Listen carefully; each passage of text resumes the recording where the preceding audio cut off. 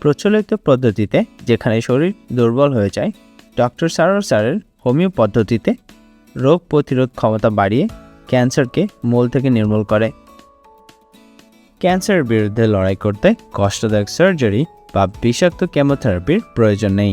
Doctor সারোর স্যারের চিকিৎসায় রোগীরা আল্লাহর রহমতে সম্পূর্ণ নতুন জীবন ফিরে পেয়েছেন, কোনো কষ্ট বা পার্শ্ব প্রতিক্রিয়া ছাড়াই।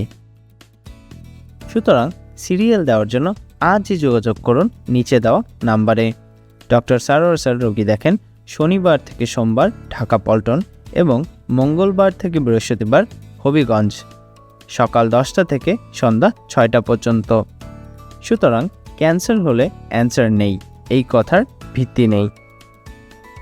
সবাই ভালো থাকবেন। আল্লাহ হাফেজ।